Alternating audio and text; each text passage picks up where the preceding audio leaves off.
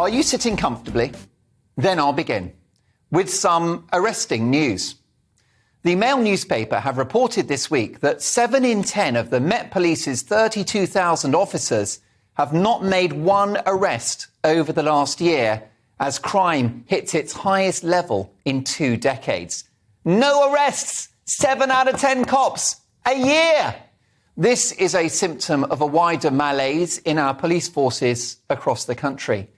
In England and Wales, a total of 6.3 million crimes were recorded in the year to March 2022, with knife crime, theft and domestic abuse all on the increase. Thanks, lockdowns.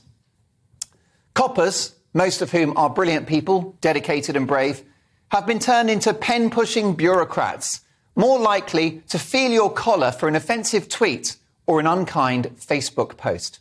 Let's not forget the scandal of cops investigating the brilliant comedian Joe Lycett. Do you remember this story?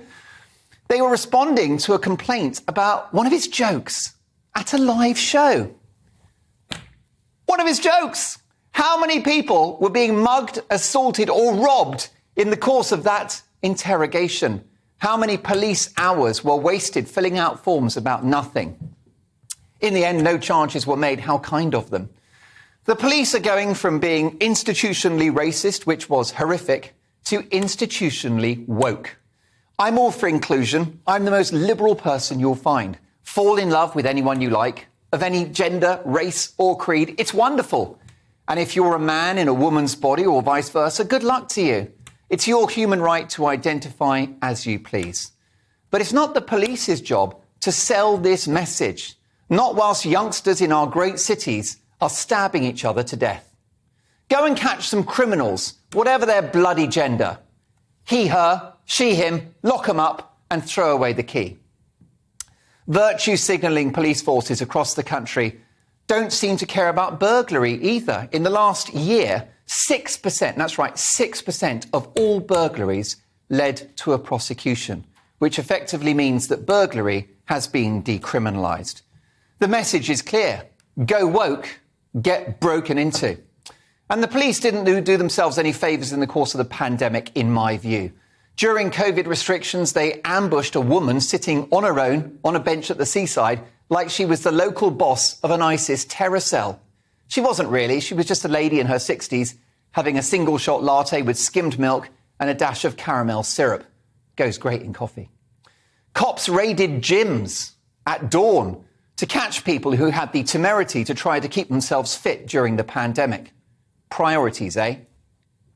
And the police relentlessly harassed the public, who perfectly within their rights chose not to wear one of those worthless, scientifically empty face rags because they were exempt.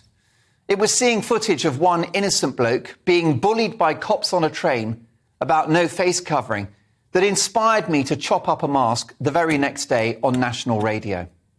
I understand the cops are not responsible for legislation.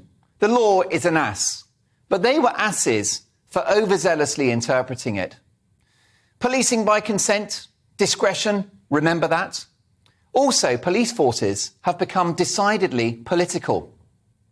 Racism is the worst and most evil stain on humanity. But cops dancing at an event for the politically divisive BLM organisation, which ironically wants to defund the police, is that wise? Wearing rainbow outfits and posing for selfies at an Extinction Rebellion march? All of those marches were tolerated during lockdown, but if you went on a march against lockdown itself, it was back of the van for you.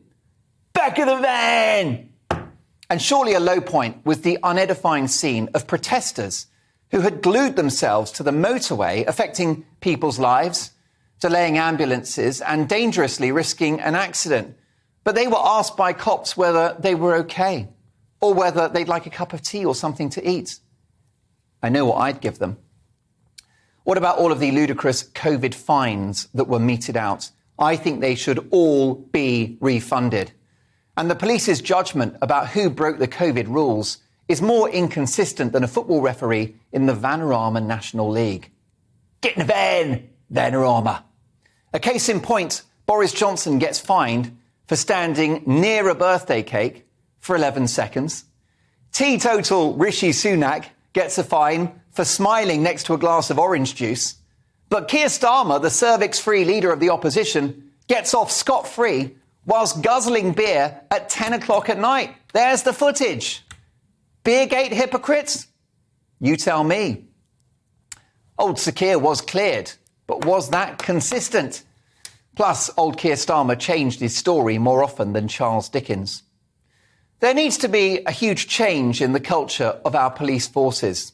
As with the NHS, as I mentioned yesterday, we have the best people working in our police forces, scores of whom watch this show, and I salute you. Our boy and girl cops of all backgrounds, races and religions put their lives on the line every day. British cops are reasonable, fair, responsible and discreet, the best in the world. They are the foot soldiers of law and order, and they are every bit as heroic as our combatants abroad. And if we're going to talk about pay rises, they should be at the front of the queue. They've had nothing for a decade. But the leadership and the police culture is a disaster, which is why so many forces are now in special measures. Police bosses have got to let the police police. They're not social workers. They're not political campaigners. They're not actually there to make the world a better place, just a safer one. Criminals should fear and respect police officers. But right now they're laughing at them because they know they face no consequences for their actions. Any criminologist will tell you the root of crime prevention is the fear of getting caught. The only thing you'll get caught doing these days is by driving too quickly on a speed camera or perhaps catching up with a traffic warden. So my message to the police authorities is to give up the politics, give up the virtue signalling and go after the bad guys. Victims of crime have no right to remain silent. They should be heard. They should receive justice. And those responsible should be jailed so they can't do it again to someone else. Something needs to change. Britain is getting more dangerous by the day. The brilliant BBC presenter Nick Ross, remember him? What a great broadcaster and communicator. He used to sign off the BBC Crime Watch programme by saying, "Don't have nightmares." Well, these days, maybe you should.